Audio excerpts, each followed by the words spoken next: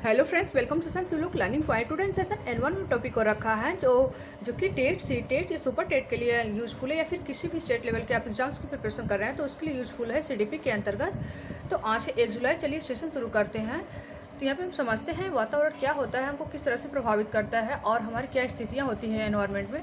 तो चलिए समझने की कोशिश करते हैं। यहाँ पे देखते हैं वातावरण के लिए पर्यावरण शब्द का प्रयोग किया जाता है। तो पर्यावरण 2 शब्दों से मिलकर बनता है। परिधन आवरण, परि का अर्थ होता है चारों ओर और आवरण का अर्थ होता है ढकने वाला, अर्थात हमें जो चारों तरफ से ढका हुआ है या फिर जो भी प्रभावित कर रहा है तो वो हम एनवायरनमेंट होता है। आगे देखते हैं, दूसरे शब्दों में वातावरण से तात्पर्य उन सभी तरह की उत्तेजनाओं से होता है जो जन्म पूर्व अवस्था से मृत्यु तक हमें प्रभावित करती है या फिर उसे प्रभावित करती है। कोई भी उद्दीपन या फिर घटना व्यक्ति कि मनोवैज्ञानिक वातावरण में तभी सम्मिलित मानी जाती है जब वह व्यक्ति को प्रभावित करे। यहाँ पे यह कहा जा रहा है कि कोई भी आप घटना या फिर कोई भी घटना ले सकते हैं या फिर किसी भी स्थिति में जब व्यक्ति को प्रभावित कर रहा है तो वही एनवायरनमेंट माना जाएगा।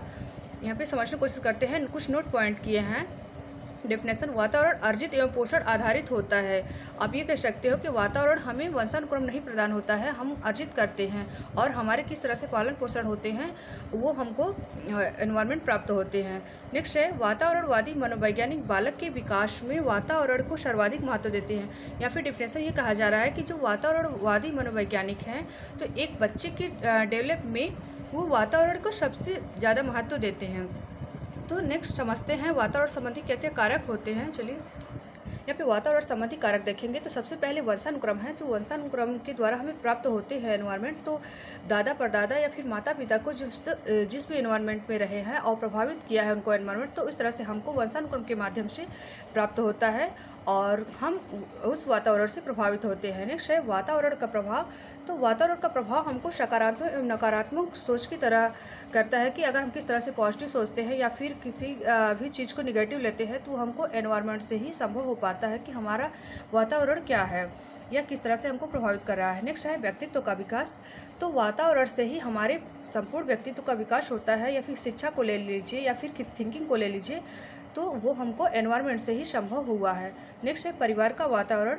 तो परिवार का वातावरण भी हमको प्रभावित करता है, अन्य बच्चों के साथ हमारा क्या बिहेवियर है या फिर क्या सोच है, और इस तरह से हम परिवार में किस तरह से बिहेवियर करना है तो वो वातावरण से ही संभव हो पाया है।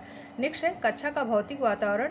तो कक्षा का भौतिक वातावरण भी हमको किस तरह से मोटिवेशन देता है या फिर निगेटिविटी की तरफ ले जाता है, तो वो भौतिक वातावरण जो कक्षा का होता है वो एनवायरनमेंट से ही हमको मिलता है। नेक्स्ट है मनोवैज्ञानिक वातावरण।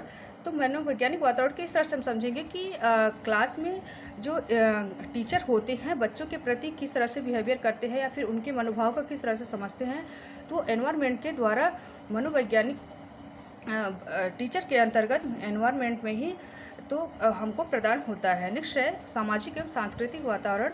तो हम किस तरह से किस तरह सामाजिक वातावरण में रहते हैं या फिर हमारा क्या सामाजिक अस्तित्व है, पृष्ठभूमि है, वो हमारे एनवायरनमेंट से संभव हो पाता है कि हम किस तरह से हमारे दादा परदादा या फिर समुदाय किस तरह से डेवलप किए हैं, तो हमको पॉजिटिविटी प्रदान करता है। या फिर हमारे समाज में किस तरह से त्यौहार या फिर कोई भी जो सांस्कृतिक वातावरण होता है तो कैसे संभव हो पाता है, तो हमको एनवायरनमेंट से ही संभव हुआ है। नेक्स्ट है संपूर्ण परिस्थिति। तो वातावरण हमारी संपूर्ण परिस्थितियों को प्रभावित करती है, चाहे फिर एजुकेशन ले लीजिए या बिहेवियर ले लीजिए या फिर जो हमारे शारीरिक डेवलप है, तो हमको एनवायरनमेंट से ही संभव हुआ है। तो ये वातावरण संबंधी कारक हैं।